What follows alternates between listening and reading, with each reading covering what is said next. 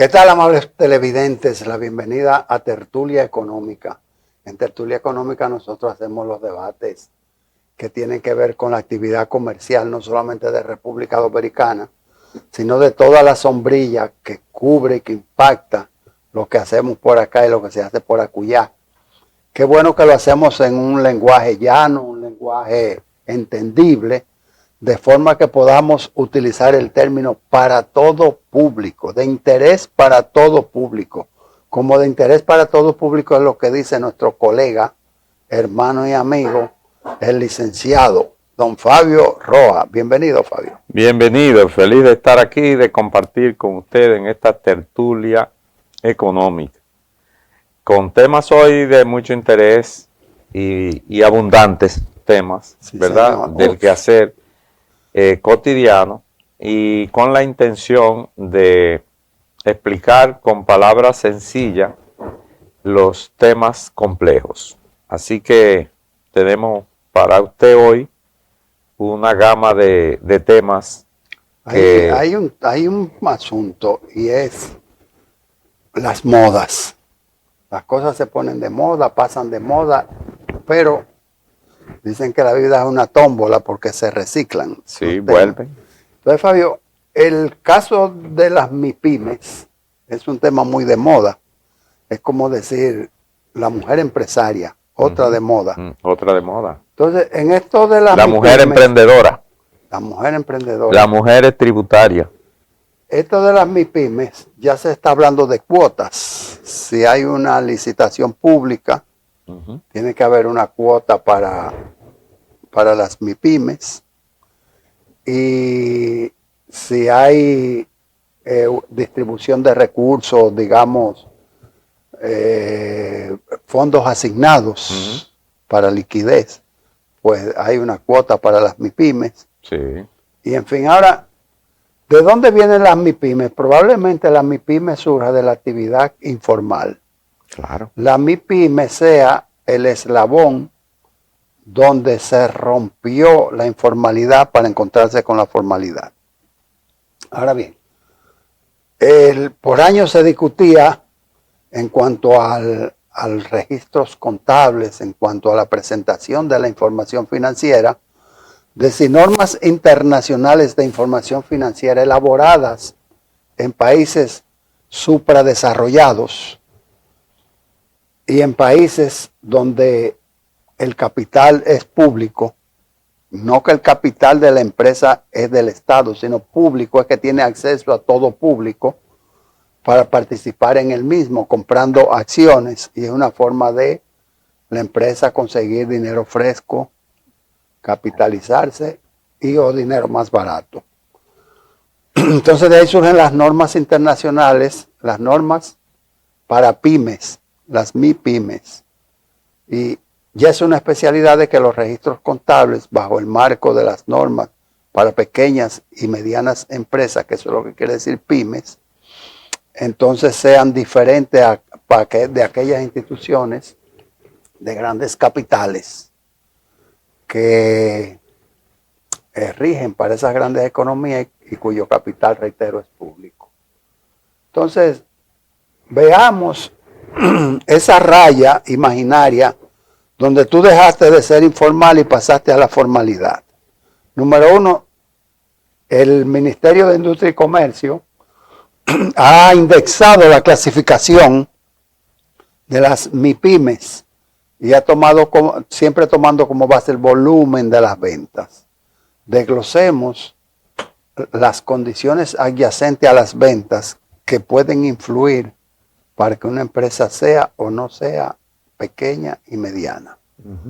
Creo que es un buen quehacer en balance financiero y vamos a ver el entorno económico de todo esto. ¿Te parece? Perfecto. Creo que es un tema de interés de todo y que todos lo vivimos día a día, porque la pyme y la pequeña empresa, el pequeño negocio, fue el quehacer, y ha sido siempre el quehacer, aunque no con el carácter que tiene ahora y el reconocimiento. Antes cualquiera iniciaba un colmado, un negocio de cualquier cosa, y no tenía facilidades, esas facilidades que ahora, ni esa preferencia para obtener acceso. es un tema, creo que de mucho interés que vamos a desarrollar hoy. Correcto. Bueno, pues es la manera de introducirnos. Nosotros estamos transmitiendo desde Santo Domingo Televisión, esperando llegar a todos ustedes durante toda esta hora con el tema planteado. Pausamos. Bueno, entonces estamos planteando el tema de las MIPYMES o las Sí. pymes en República Dominicana. ¿Por qué un emprendedor, una persona que hace negocios, no llega ni siquiera a lo que se llama la microempresa de subsistencia, que según la clasificación del Ministerio de Industria y Comercio, es aquella que no llega a 1 millón en las ventas y que tiene 2 o menos trabajadores? Bueno, el dedicarle una categoría a un negocio que no venda 1 millón de pesos en el día de hoy, o sea que estamos hablando de un volumen Menos de 100,000 pesos al año. menos de, no, al año, Sí, porque son 856,000. sí, al mes, No, al año. no, porque son 800 al año, Correcto. que eso entre 12, estamos hablando de 70,000 pesos más o menos mensuales. Exacto, por debajo de 100. Por debajo de 100. O sea que estamos hablando ahí ya prácticamente de una, qué sé yo, una gente que venda un negocio de único dueño, que vende coco, que vende, Sí. ¿verdad? Un puesto de empanada. Esa categoría. Y cualquiera de esa categoría también vende más. ¿Qué pasa? Que el que vende 900,000 pesos ya tiene otro trato. Ya no tiene esa misma particularidad. Creemos que ese espacio, que esa categorización que hizo Industria y Comercio, como que está un poco desproporcionada, porque si parte de que cambia de categoría a los 800,000 pesos, entonces la otra categoría está en 2 millones. O sea que hay una brecha demasiado amplia y parece que el interés es más fiscalista que de participación. Y que sería bueno una armonización entre los diferentes ministerios, porque el Ministerio de Trabajo, cuando habla de la clasificación, no de las MIPYMES, sino de las empresas, parte del término existencias. Sí. Entonces, existencias, uno lo interpreta como el capital suscrito y pagado, otro como el monto del inventario y otro como el monto de las ventas. De las ventas. O sea que lo que es existencia son los activos. Entonces, con esa categorización, yo no sé, de verdad hay una desarmonía, porque, por ejemplo, la categorización que hace trabajo por base al número de empleados, que la clasifica distinto. Entonces, no sé, realmente es un tanto confuso. Y yo creo que el sector MIPYME, pues, fue como una sorpresa, porque de verdad no se conocía esa intención de reclasificar y categorizar de esa manera con una brecha tan grande. No sé, esto hace que tributen ahora en otra forma. Si es que van a poner, se hablaba de un impuesto, un monotributo a las microempresas, pero tampoco eso se menciona ahí, porque ya esa no es materia de industria y comercio. Sí, porque ya en este caso, ese monotributo podría estar asociado a los regímenes especiales, como es el de simplificado de tributación. Sí. Entonces, lo importante es ver qué oportunidad tiene una persona que está en emprendedurismo, digamos una zapatería, un puesto de comida, etcétera, etcétera. No solamente la oportunidad, sino el interés. ¿Cuál es la ventaja? ¿Cuál es la razón que le impulsa a formalizarse? Porque aparentemente con esos montos no está participando en los grandes mercados. Sí. Además que el que tiene esa categoría, el que cae en la primera categoría, tú tienes que jugarlo por cuál es su rentabilidad. O sea, queda por debajo, en ese nivel tiene que ser mucho, mucho menor a la exención contributiva. Tiene que ganar menos de los 34,000 pesos que es la exención contributiva. O sea, el que vende 70,000 pesos, 75,000 pesos al mes, de verdad que no se gana el 50%. Así mismo es. Perdón. Entonces, nosotros que vemos cifras grandes, medianas y pequeñas, Sí. porque vemos empresas y vemos emprendedores, vemos en estos días de declaraciones de impuestos de personas físicas, actividades que han tenido que formalizarse, personas que han tenido que sacar un RNC por exigencia de la naturaleza del servicio que dan, no del volumen.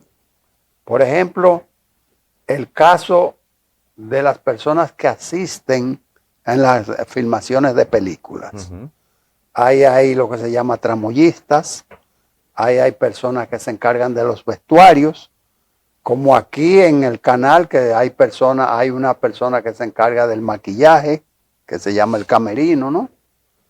Y ese tipo de personas, bueno, para tú participar en esta película tienes que tener un RNC, porque hay una ley que se llama la ley de cine. Sí. Y entonces los gastos para ser reconocidos deben ser reportados. Ese requerimiento de formalidad en ningún momento compagina, se asocia con el volumen de operaciones. Y No. estamos hablando de que vemos operaciones por debajo de 500,000 pesos al año. Sí. Igual ocurre con los médicos que son contratados en instituciones por clínicas que no son empleados, sino que cobran un porcentaje y entonces les retienen su 10% y puede ganarse, qué sé yo, 2 millones y tienen que tener un RNC también para poder facturarle y retenerle. Y esos médicos tampoco tienen seguridad social, no tienen TCS porque no son como liberales, ejercen como profesionales liberales. Y hay a todo un mundo de ingresos ahí, muchísimos ingresos, que les retienen el 10% y que se acogen al régimen de tributación simple, que es también el monotributo, que en ese caso le funciona mucho mejor. Sí, entonces, la situación es que una empresa ya creada tiene una serie de requisitos legales y fiscales y financieros. Sí. Entonces, el primer paso es que tiene que aperturar una cuenta bancaria. Para aperturar esa cuenta bancaria hay bancos que están exigiendo mínimo 30,000 pesos. Sí. Que antes, ¿cuánto era antes una cuenta, la apertura de una cuenta? No, antes era mínimo, o sea, 5,000 pesos, 10,000. O menos, o sea, antes la apertura era, ¿qué? 50 pesos, o sea, depende de la época, ¿verdad? Pero eso ha ido variando y los bancos hacen según su política y según la ley monetaria y financiera que cambió toda la reglamentación. Pero cuando se le exige a una persona o a un emprendedor el tener un RNC, ya tiene constituir una empresa, formalizarse, ya tiene personalidad jurídica esa organización, ya puede demandar y ser demandada. Y eso, con todo lo que implica, tiene que hacer una serie de presentaciones a la renta, tiene que asesorarse y eso implica un costo. Y eso implica costo. Entonces, es un costo necesario que puede representarle, pero que no motiva mucho a la formalidad en sectores cuando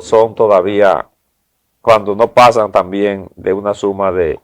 Sí, si no pasan de 2 millones o 3 millones, no hay un incentivo para hacerlo. En auditoría nos enseñan y nos manejan el término de la materialidad de lo inmaterial. Sí.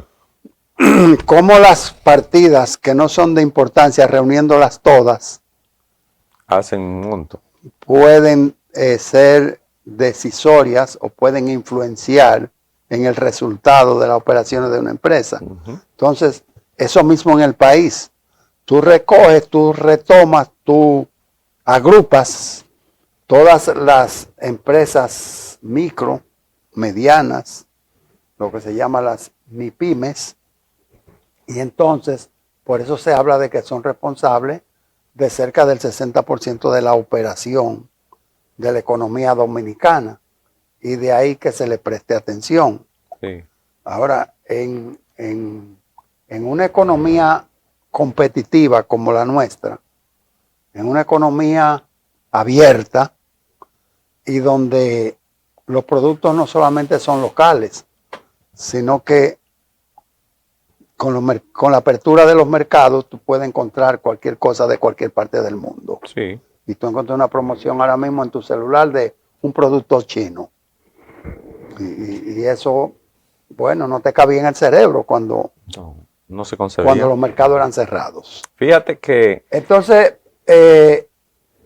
¿cómo puede subsistir una MIPYME en un mercado donde la competencia es muy cerrada y donde los recursos para operar están muy limitados? Y donde tenga que reportar todas sus operaciones, sus ventas, tendrá que reportarla, porque el que va a comprarle le exige un comprobante también fiscal para reportar su gasto.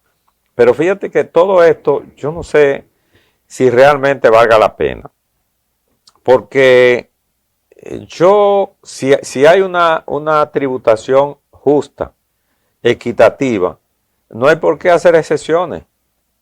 Si la tributación está pautada de una forma equitativa, no hay necesidad de hacer estas cosas. Yo no creo en esa sectorización, como es el caso en los partidos políticos. Pasa igual que con la pyme, que tiene que haber una mujer en una licitación, que tiene que haber un porcentaje. Pasa como en los políticos, que tienen que meter a diputados a una señora que no en eso, porque tiene que ir en la boleta. Y que a lo mejor a ella no le interesa eso, pero no tienen las condiciones, y realmente se le hace un flaco servicio a la ciudadanía con esas particularidades. Muy buena muestra la que acabas de presentar, porque yo estuve reflexionando mucho en las pasadas elecciones de República Dominicana, donde por necesidad el primero era hombre, pero el número 2 era una mujer. Sí. Candidata a la vicepresidencia, era una competencia entre mujeres. Bienvenido eso, pero no necesario, porque estamos hablando de plano de igualdad. Igualdad. Y cada cual tiene que ganarse lo suyo, con su trabajo, con su dedicación, su esfuerzo, pero forzado, porque la ley dice que tiene que ir una mujer. Yo no le veo el sentido. De verdad que eso no hay un aporte, ni es un tributo a la mujer porque su condición. No, es igual. Eso no es igualdad. Si tú vas por privilegio y por condición legal, eso no es equidad. Tenemos que ir a una pausa. Nosotros estamos haciendo una evaluación de cómo funciona una MIPYME en una economía competitiva como la nuestra. Pausamos. Bueno, seguimos en este análisis de las MIPYMEs y en el reciente comunicado o la siguiente resolución del Ministerio de Industria y Comercio, donde indexa la clasificación en base a las ventas, yendo en sus diferentes categorías. Entonces nosotros, en lugar de ver cuánto vende una y cuánto vende la otra y cuántos empleados tiene, estamos tratando de analizar, número uno, lo que sería la motivación para formalizarse, porque hablábamos de que hay un eslabón que se pierde en el momento en que tú dejas la informalidad, sí, y te constituyes como entidad y pasas a formar parte de las empresas organizadas. Entonces, analizando esto, nosotros sobre lo que haríamos énfasis es, ¿cuántas empresas nuevas se crean durante el año, pero cuántas cierran? Sí. Sin ser empresas accidentales. se define como empresas accidentales según la ley 47908 de sociedades comerciales, aquellas que son creadas para un proyecto específico que terminado ese proyecto, automáticamente la empresa cesa sus operaciones. Pero cuando en los estatutos dice por tiempo ilimitado, operar en el tiempo, y tiene que cerrar, hay una contradicción. Sí. Fíjate que esa sectorización de la pyme, hay incentivos para formalizarse, como salió ahora esa publicación, de darle facilidades de crédito a una tasa muy baja. Hay facilidades también de que participen en programas de abastecimiento.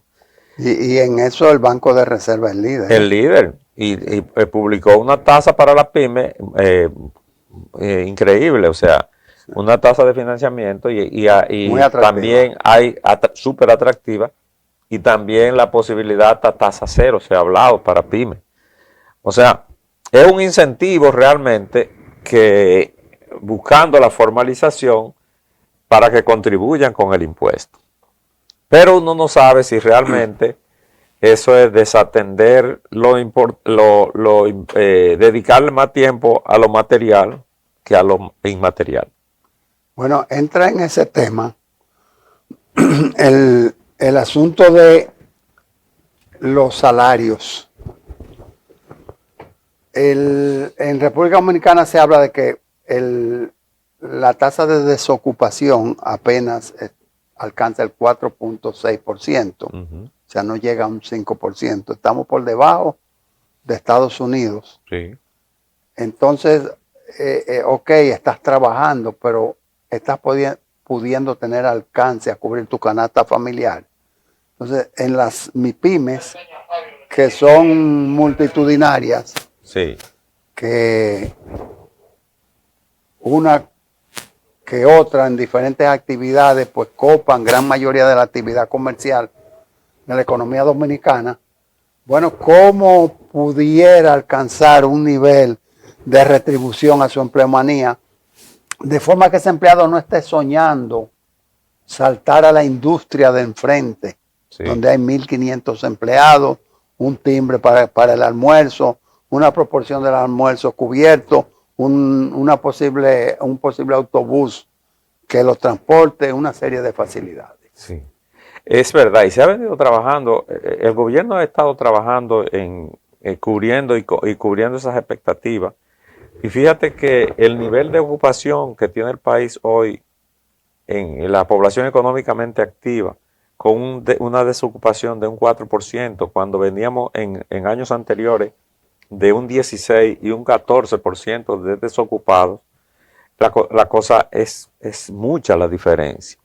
Entonces, por ese motivo, ¿verdad?, es que vemos que la dificultad para conseguir un servicio doméstico, la dificultad que tú tienes para conseguir un técnico que te resuelva un problema de reparación, todas esas cosas, porque tenemos una situación no de pleno empleo, pero una tasa muy reducida de desempleo, lo cual es favorable y es donde el país soñó llegar a tener un 4% de desocupados. Entonces, el gobierno ha venido preparando ese andamiaje y se creó, por ejemplo, el aumento de salarial para los sectores el personal no sectorizado, y esos incentivos para que, como tú dices, el que trabaja en una pyme no quiera saltar a la del frente, que es grande. Eso es bueno, porque eso es lo que le da la movilidad. Entonces, el de la pyme tiene que mantener motivado su personal para que no se le vaya, porque se le dificulta también entrenar otro que viene de cero y le cuesta. Igual pasa a la mediana, que al reemplazar el personal porque tuvo que hacer ascenso o demanda de más mano de obra, pues tiene también que invertir para capacitar y entrenar a ese personal. Es decir, es una cadena. Y eso es lo que realmente hace la dinamiza la economía y la movilidad social, que un personal que está hoy en este puesto y el año que viene ya debe estar calificado para hacer más. Y con las facilidades que tenemos hoy de capacitación y entrenamiento, que es enorme, tenemos, por ejemplo, si agarramos en la parte técnica, Infoté está graduando casi más de 7,000 personas al año en cursos especializados. Y todo eso contribuye a dinamizar la economía, a desarrollar el país, y ese avance que sentimos hoy es fruto de todo ese andamiaje y todo ese proceso que ha seguido la política en los últimos 5 años. Se ha logrado bastante y yo creo que si tenemos un 4% de desocupados hoy, tenemos que luchar por que sea menos o mantenerlo en ese nivel, pero nunca más. Sí, entonces hay un factor dentro de todo esto, y es la calidad de la mano de obra, ya sea trabajo mecánico o trabajo intelectual. Sí. ¿Qué capacidad tienen esas microempresas para capturar mano de obra calificada? Entonces tienen que irse por la parte novicial. El empirismo. Y explotar lo que se llama la categoría del primer empleo. Sí. Nadie te da la oportunidad, yo te la voy a dar y tal vez de ti salga el recurso que todos hemos soñado, pero es una tómbola y tiene un costo inmenso, el novicial, la parte propedéutica, la parte formativa, y con esto corre generalmente el microempresario porque es un recurso que tiene menores demandas salariales. Claro, fíjate que nosotros venimos de una sociedad donde teníamos la mayoría de la mano de obra, era empírico. La gente aprendía haciendo, aprendía la práctica, sin teoría. Hoy tenemos, ya la teoría está al alcance de la mano para cualquier cosa.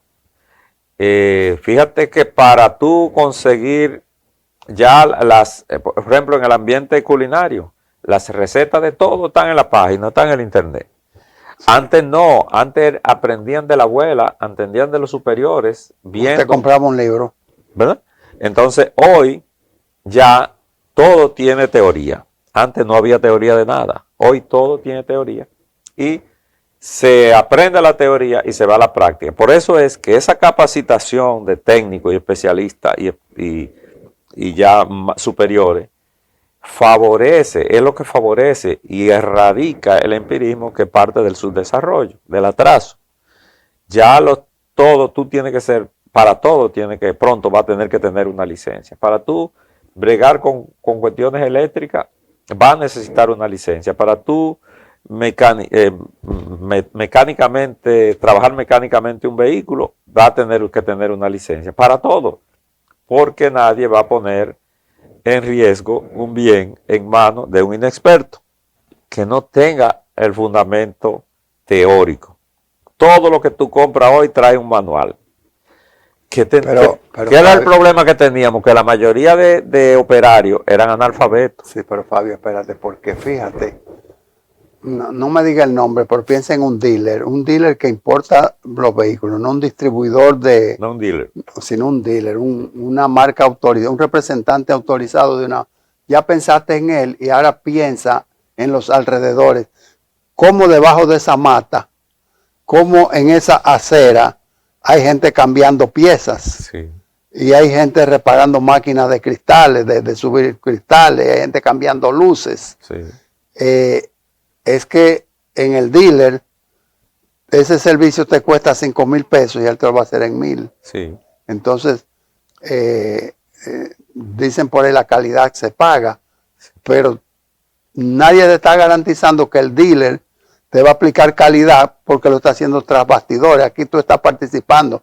Y cuando tú llegas a tu casa, tú llegas con las manos como tiznadas, sí, porque participaste, porque el mismo señor que está debajo de la mata decía, ahora agárreme el guía, ahora páseme esa pieza, o sea, sí, tú eres su ayudante. Y la diferencia entre los 5,000 pesos del dealer y los 1,000 del empírico, como tú le llamas, la estás cubriendo con la ayudantía tuya. Sí, pero es un tema interesantísimo y te lo voy a responder, a comentar esa inquietud con algo simple. Los vehículos de hace más de 4 años, más de 5 años, no, todos los vehículos que tienen 7 años de existencia, ya cuando van al mecánico, lo primero que hace el mecánico es ponerle un escáner para ver qué ocurre. Tú dices una computadora. Sí, esa computadora lo coloca y le dice qué es lo que tiene el vehículo, qué es lo que está fallando. Le da el diagnóstico. Antes, lo que hacía el empírico era que daba una vuelta y oía a ver qué pasaba. Y iba a tantear, puede ser esto. No, no era eso. Vamos a correrlo. Vamos a correrlo. Ya no. Ya el escáner le dice puntualmente dónde está el problema, inmediatamente ya, y le dice cómo llegar a resolverlo. Sí. O sea, que eso es la tecnificación de la mano de obra. Ah, correcto, y entonces eso tú no lo vas a conseguir debajo del árbol. No, ese va a buscar el vehículo, a correrlo para ver qué pasa. Y generalmente habían especialistas que lo habían vivido tanto que por marca decían, esos carros sufren de tal cosa. Y iban a ese punto. Sí. Y resolvían, aunque a lo poco tú tuvieras que volver porque parece que eso no fue. Y tú hablaste de la medicina ahorita, de los médicos, sucedía lo mismo.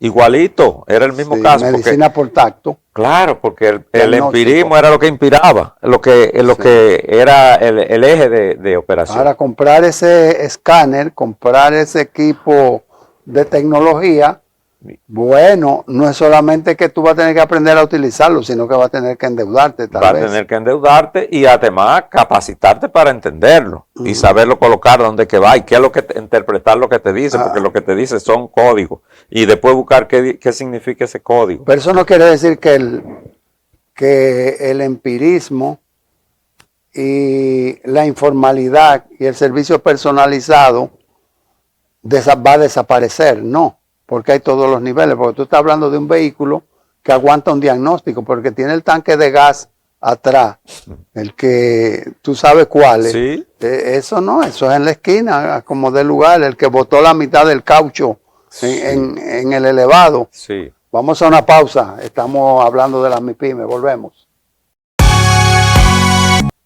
Bueno, hemos estado debatiendo acá.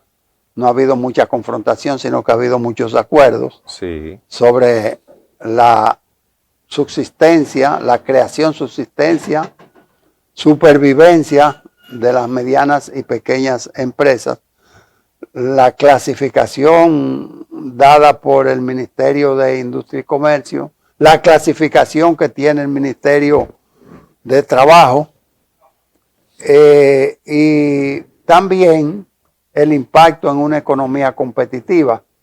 Entonces, pasamos por los impuestos, hemos hecho muchas cosas, y ahora te voy a plantear, Fabio Roa, oriundo de para allá, de la frontera, San Juan de la Maguana. No, San Juan no es frontera. Correcto. Entonces, de la céntrica, del corazón de la isla de San Juan de la Maguana. Del Valle de San Juan. Del Valle de San Juan. Te voy a plantear el tema de Estados Unidos y las economías desarrolladas. Lo normal es que tú escuches que el laboratorio A se fusionó con el laboratorio B.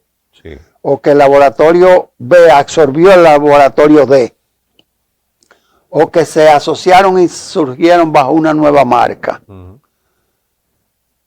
Entonces, en República Dominicana, que hay N número de MIPYMES, ¿qué está impidiendo que haya una mezcla de ella, un mix, donde de un pequeño emprendedor surja una fortaleza económica y pase de micro quizás a mediana empresa? Sí.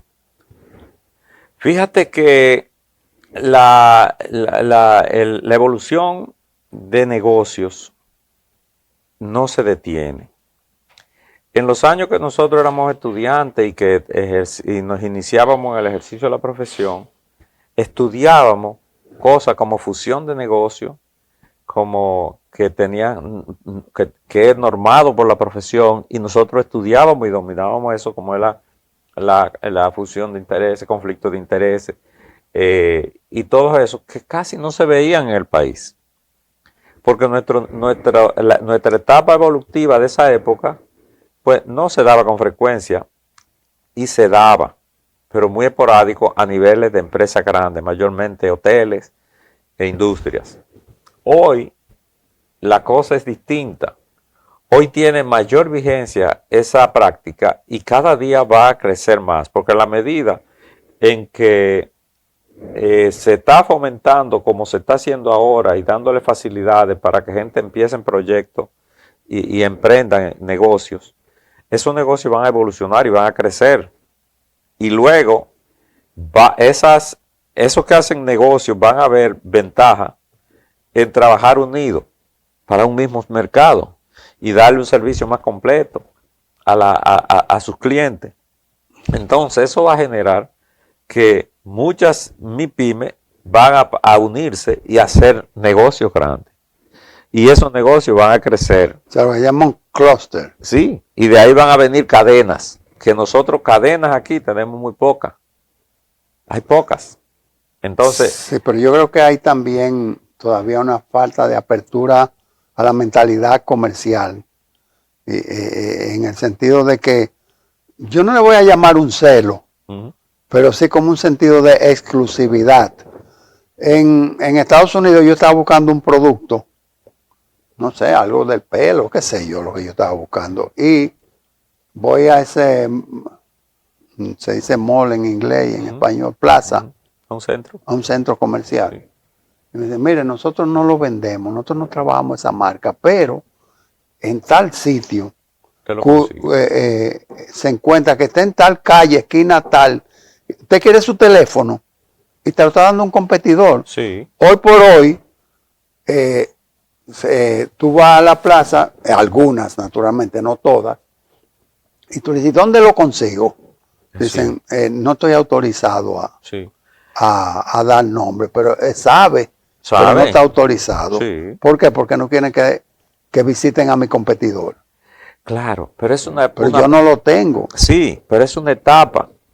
Es una etapa que va a vivir, que se va a ir evolucionando, porque en la medida en que tú emprendes y toma conciencia de que tu negocio crece, mientras mejor servicio tú le des a tus clientes. Mientras tus clientes tú lo haces aliado tuyo y colabora con ellos. Si a ese cliente que tú vas y él no te tiene producto, pero te ayuda a cómo conseguirlo, aunque sea con su competencia, tú vas a sentir, ese cliente va a sentir la gratitud por esa atención y ese servicio. Y va a volver donde ti. En la publicidad de los países desarrollados, una técnica es promover un producto y decir, compárelo con. Esta es una navaja de afeitar, compara con Gillette. Sí. O una crema de mano, compara con tal. Y se refiere a la marca líder. Sí. Porque da valor competir y da prestigio competir con el líder. Exacto. O sea, el que compite hoy con Soto en el béisbol de Grandes Ligas es porque es bueno. Sí.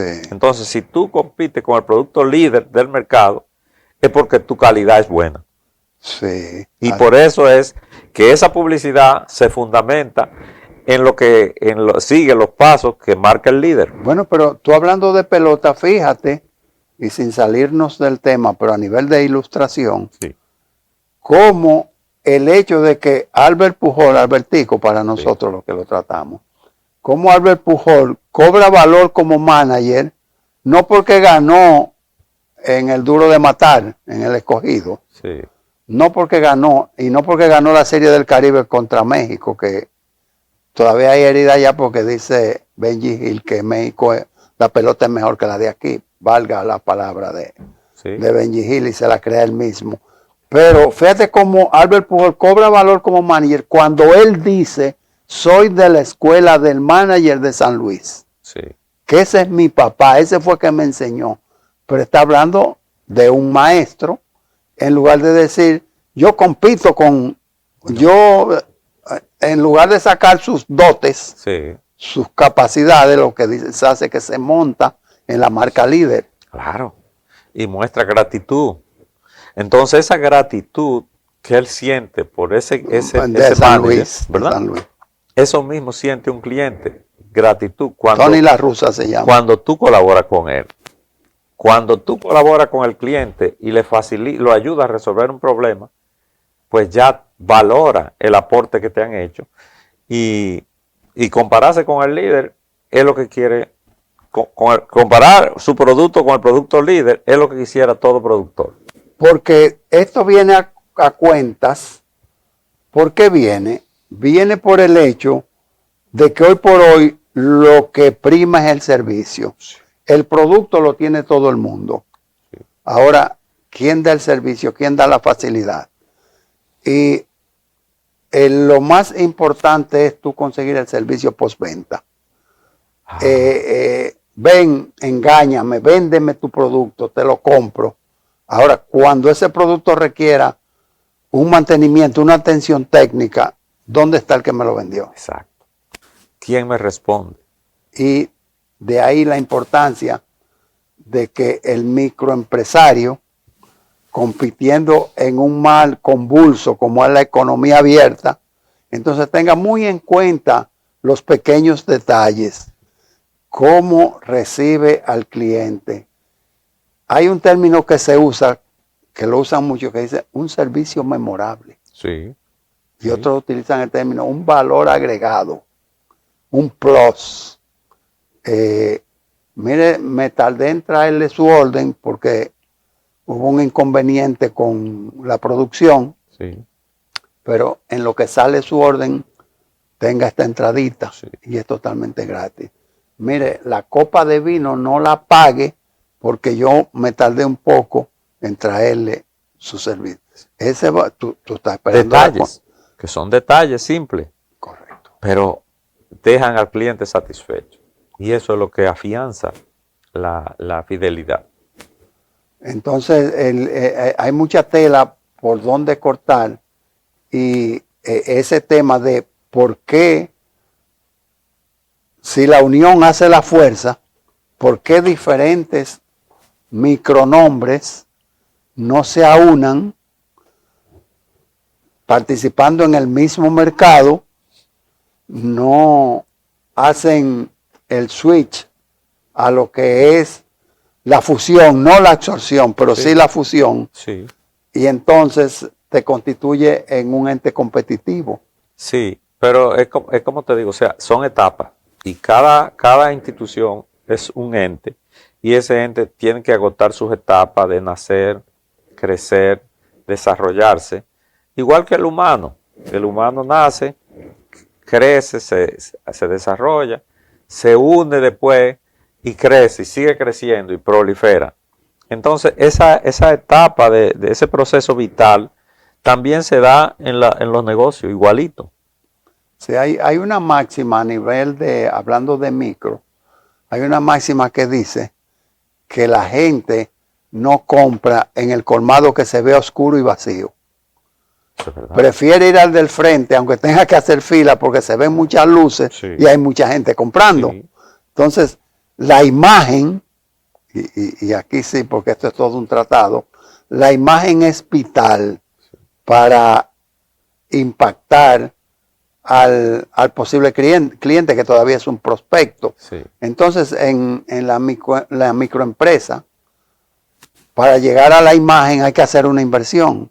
Pero esa inversión pudiera mitigarse, pudiera ser menos costosa, menos lesiva al capital de trabajo del microempresario si viniese de un grupo que hacen lo mismo, que tienen el dominio de las cosas y que se han asociado. Sí. Yo veo una plaza en esta ciudad de Santo Domingo, República Dominicana, donde en la misma plaza hay más de 5 salones de peluquería, Sí, para no decir que son de sí, mujeres. Sí, Peluquería, tú dices, pero entonces cada uno está en un cuartito sí, y con una capacidad limitada donde los clientes tienen que esperar. sí. Si hubiese una unión entre ellos y cogieran media plaza y entonces unieran todos esos sillones de peluqueros, yo entiendo que No, lo que el pasa beneficiario sería sí, el cliente, ¿no? sí, pero lo que pasa es que esos servicios son tan personalizados y tan particulares que tú te afianzas con un peluquero y a ese es que tú revuelves, porque ese es el que te trata bien, el que te peina, te hace como tú te sientes mejor. Y crea una fidelidad del prestador de servicio con el cliente y ya tú no quieres ir donde otro. Sí, Y eso pasa igual en esos servicios que son así personales, que hay, el trato humano es primordial. sí, esa adhesión es relativa porque en el que tú vas ahora mismo estás invirtiendo 2 horas Sí, y cuando logra un servicio express, en media hora tú estarías fuera y tú entonces dices, bueno, ¿y esta fidelidad qué hago con ella? eso es verdad. Pero el sentir del cliente es primordial para repetir la visita. Correcto. Bueno, entonces vamos a una pausa y vamos a venir con la relatoría con mucho gusto, agradeciendo siempre su sintonía y que ustedes nos soporten durante toda esta hora. Bien, entonces hemos agotado toda una temática relativa a las MIPYMES, las microempresas, Sí, y que decíamos que la suma de lo inmaterial pudiera convertirse en algo muy material, y eso sucede en la economía dominicana. El emprendedurismo muy de moda conjuga una serie de inversiones que la misma banca ha tenido que especializar un capítulo para ese sector de las MIPYMES. sí, la banca, el gobierno, los servicios públicos y todo, porque realmente venimos de una economía que tiene un alto porcentaje de informalidad y de gente emprendedora que desarrolla negocios, que busca medios de producción, y es la forma que hace el gobierno el esfuerzo para hacerlo crecer y que se incorporen a la comunidad contributiva del país. Sí, lo importante a título de conclusión sería aconsejar a estas personas que se inician en la formalidad, pues a preservar su crédito.